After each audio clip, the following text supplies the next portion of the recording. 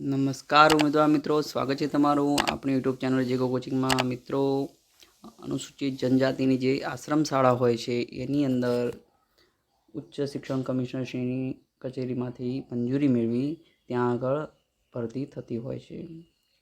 તો મદદનીશ કમિશનરશ્રી આવી રાજપીપળા જિલ્લો નર્મદાથી એનઓસીની મંજૂરી મેળવીને તથા એનો જે પત્ર ક્રમાંક જે અહીંયા મેન્શન કર્યો છે એ પત્ર ક્રમાંકથી શિક્ષણ સહાયક, વિદ્યા સહાયકની ભરતી બહાર પાડેલી છે અને અગાઉ અરજી કરેલી જાહેરાત બહાર પાડેલી હતી, પરંતુ એમાં ઉમેદવારો મળ્યા ન હતા અમુક અનુસૂચિત જનજાતિના, એટલે ફરીથી અરજી જાહેરાત બહાર પાડેલી છે. તથા જાહેરાત પ્રસિદ્ધ કરવાના જે નિયમ હોય એ પ્રમાણે જાહેરાત પ્રસિદ્ધ ન થઈ હોય તો પુનઃ જાહેરાત પ્રસિદ્ધ કરવા આદિજાતિ વિકાસ અધિકારી શ્રી રાજપીપળાથી તારીખ 20/2/24 અને 6/2/24 તથા 2/3/24 અને 4/3/24 તથા 6/3/24ની સૂચના મળ્યાથી આ જાહેરાત પ્રસિદ્ધ કરવામાં આવે છે. તો મિત્રો, ધ્યાનમાં રાખજો, અલગ અલગ વિષયો પ્રમાણે શિક્ષકો માંગેલા છે. કાયમી ભરતી છે. આશ્રમ શાળા હોવાથી ત્યાં તમને વિનામૂલ્યે રહેઠાણની સુવિધા પૂરી પાડવામાં આવશે. તો અનુસૂચિત જનજાતિમાં આશ્રમ શાળા નિંગટ, તાલુકો દેડિયાપાડાની અંદર ધોરણ 12 પીટીસી વાળા માંગેલા છે તમામ વિષય.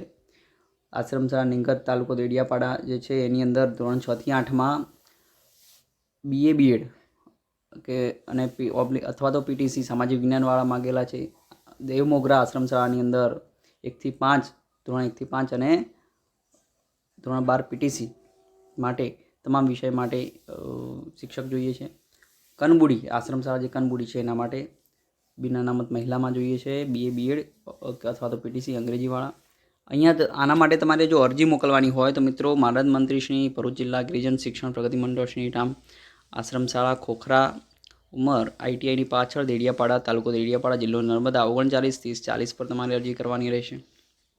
ત્યારબાદ જોઈએ તો મોટી બેડવાણમાં તમારે અરજી કરવાની હોય તો ધોરણ 1 થી 5 માટે આર્થિક રીતે નબળા વર્ગની મહિલા જોઈએ છે, ધોરણ 12 પીટીસી તમામ વિષયવાળી.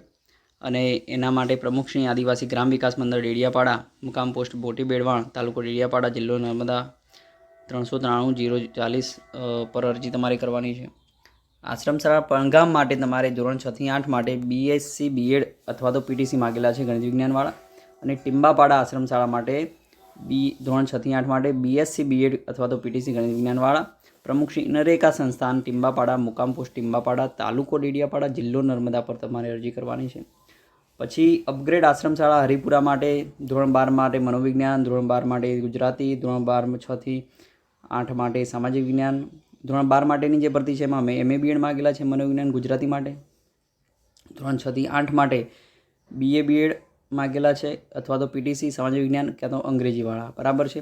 તો એના માટે તમારે અરજી કરવાની છે. પ્રમુખશ્રી કે મંત્રીશ્રી શિવશક્તિ અપગ્રેડ આશ્રમ શાળા હરિપુરા, મુકામ પોસ્ટ હરિપુરામાં. નેત્રંગ આશ્રમ શાળા માટે ધોરણ 6 થી 8માં BA BEd અથવા તો પીટીસીવાળા અંગ્રેજી અને સામાજિક વિજ્ઞાન માટે જોઈએ છે.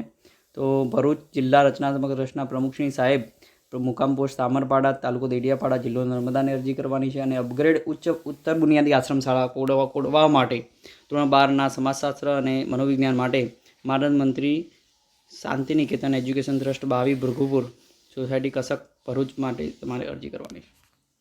આ બધી જ અરજીઓ જે છે એની અંદર તમારે જે પ્રમાણપત્રો જે છે એ OBCનું હોય તો OBCમાં નોન ક્રિમિલિયર સર્ટી છે, આર્થિક રીતે નબળા વર્ગનું EWSનું સર્ટી, કોઈ જનરલવાળા માટે આવતું હોય, સ્વહસ્તાક્ષરમાં પાસપોર્ટ સાઇઝના ફોટો સાથે તમારી અરજી મોકલવાની છે. રજિસ્ટર ID દ્વારા જાહેરાત પ્રસિદ્ધ થયાની તારીખથી 10 દિવસમાં તમારે અરજી મોકલવાની છે, બરાબર છે. કઈ જગ્યા માટે અરજી કરો છો તે અરજીમાં કવર પર સ્પષ્ટ લખવાનું છે. જુદી જુદી જગ્યાઓ માટે જો તમે અરજી કરતા હોવ, એકથી વધુ જગ્યા માટે અરજી કરવા ઈચ્છતા હો તો જુદી જુદી જગ્યા અનુસાર અલગ અલગ અરજી કરવાની છે. લઘુત્તમ ઉપરોક્ત જે લાયકાત છે લઘુત્તમ લાયકાત છે, બરાબર છે. પરંતુ કોઈ ઉમેદવાર શૈક્ષણિકમાં વ્યવસાયિક લાયકાતમાં વધારાની લાયકાત તમે ધરાવતા હોય તો એની તમે નકલો મોકલી શકો છો. જો માર્કશીટમાં CGPA ને એવું દર્શાવ્યું હોય તો યુનિવર્સિટીનું કુલ ગુણમાંથી આટલા ગુણ મેળવ્યા એવું પ્રમાણપત્ર પણ તમારે અંદર જોડવાનું છે. સેમેસ્ટરના ગુણપત્રની નકલ પણ મોકલવાની રહેશે. જરૂરી દસ્તાવેજો અધૂરી વિગતવાળી કોઈ પણ અરજી તમારે મોકલવાની નથી, નકર તમારું જે અરજી છે એ રદ થશે, બરાબર છે. તો આદિજાતિ વિકાસ અધિકારીશ્રીના 2/3/24, 4/3/24 અને 6/3/24ના પત્ર અનુસાર જે ઉમેદવારોએ અગાઉ જાહેરાત અન્વયે અરજી કરેલ છે એ માન્ય જ છે, બરાબર છે. આવા ઉમેદવાર ઈચ્છે તો જે તે સંસ્થામાં પુનઃ અરજી કરી શકશે, બાકી જૂની અરજી માન્ય છે. ઉમેદવારે પ્રાપ્ત કરેલ સ્નાતક, અનુસ્નાતક, બીએડ કે એમએની લાયકાત યુજીસી દ્વારા માન્ય કરેલ સંસ્થામાંથી જ હોવી જોઈએ અને એનઓસીમાં જણાવેલ તમામ અન્ય શરતો બંધન કરતા રહેશે. ધોરણ 1 થી 5 માટે ટેટ 1, 6 થી 8 માટે ટેટ 2, 9 માટે માધ્યમિક ટાટ અને 11-12 માટે ઉચ્ચતર વિભાગની ટાટ પરીક્ષા પાસ કરેલી હોવી જોઈએ. કોમ્પ્યુટર અંગેની જાણકારી ધરાવતા હોવા અંગેનું પ્રમાણપત્ર પણ હોવું જોઈએ. વિદ્યા સહાયક તેમજ શિક્ષણ સહાયકની પ્રતિમાસ સરકારશ્રીની જે ફિક્સ પગાર આપે છે એ મુજબ મળશે અને અનુસૂચિત જનજાતિ આશ્રમ શાળાઓ હોવાથી તમને 24 કલાક રહેવું ત્યાં ફરજિયાત છે. જે ઉમેદવાર પસંદ થશે એમને રહેઠાણની સુવિધા વિનામૂલ્યે પૂરી પાડવામાં આવશે અને ઉમેદવાર ઈચ્છે તો એક નકલ આશ્રમ શાળા અધિકારીશ્રીની કચેરી રાંજ પિંપળા, MB રોડ, જિલ્લા સેવા સદન રાંજ પિંપળા, જિલ્લો નર્મદા ખાતે મોકલી શકશે. માનદ મંત્રી કે પ્રમુખ દર્શાવેલ સંસ્થાઓના સંચાલકશ્રીઓએ અરજી આપેલી, આ જાહેરાત આપેલી છે. જરૂરથી મિત્રો આ જાહેરાત તમારા મિત્રોમાં શેર કરો, વિડીયોને લાઇક કરો અને ચેનલને સબસ્ક્રાઈબ ના કરી હોય તો કરી દેજો. બસ એ જ. આભાર. સાથે જય ભારત.